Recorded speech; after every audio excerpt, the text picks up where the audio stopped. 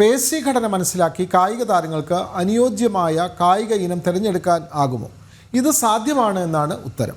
പഠനത്തിൽ കൃത്യമായ വിപ്ലവമായി മാറുന്ന ഗവേഷണ സംഘത്തിൽ ഉൾപ്പെട്ടിരിക്കുകയാണ് പത്തനംതിട്ട മുരണി സ്വദേശിനി രമ്യ ആർ നായർ. ചെലവ് കുറഞ്ഞതും എളുപ്പം ചെയ്യാവുന്നതുമായ പുതിയ സാങ്കേതികവിദ്യയുടെ വിശേഷങ്ങൾ അറിഞ്ഞു വരാം.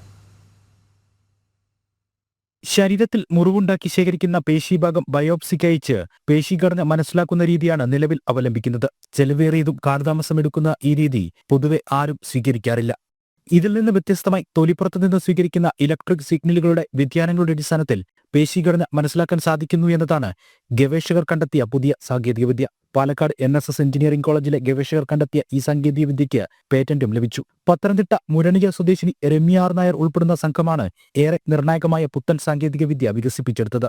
ഒരു വളരെ റിയലബിൾ ആയിട്ടുള്ള കോസ്റ്റ് എഫക്റ്റീവ് ആയിട്ടുള്ള ഒരു മെത്തേഡ് മസിൽ ഫൈബർ ഡീപ്പ് അനാലിസിസിന് കൊണ്ടുവരിക എന്ന ഡോക്ടർ വേണുഗോപാൽജിയുടെ അദ്ദേഹം NSS എഞ്ചിനീയറിംഗ് കോളേജ് പാലക്കാടിലെ പ്രൊഫസറാണ്. അദ്ദേഹത്തിൻ്റെ ഒരു ചിന്തയിൽ നിന്നാണ് ഈ ഒരു റിസർച്ച് സ്റ്റാർട്ട് ചെയ്തിരിക്കുന്നത്. സർഫസ് ഇലക്ട്രോമയോഗ്രഫി എന്ന് പറയുന്ന ഒരു ടെക്നിക്ക് യൂസ് ചെയ്തിട്ടാണ് മസിൽ ഫൈബർ ഡീപ്പ് അനാലിസിസ് ചെയ്തിരിക്കുന്നത് ഈ ഒരു റിസർച്ചിൽ. കോളേജിലെ ഇൻസ്ട്രുമെന്റേഷൻ ആൻഡ് കൺട്രോൾ എഞ്ചിനീയറിംഗ് വകുപ്പ് പ്രൊഫസർ G വേണുഗോപാലിന്റെ നേതൃത്വത്തിൽ നടത്തിയ ഗവേഷണത്തിന് IIT മദ്രാസിലെ പ്രൊഫസർ S രാമകൃഷ്ണൻ പിന്തുണ നൽകി.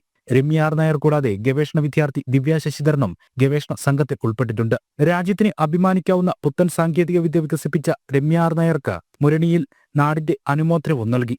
ജനം, പത്തനംതിട്ട.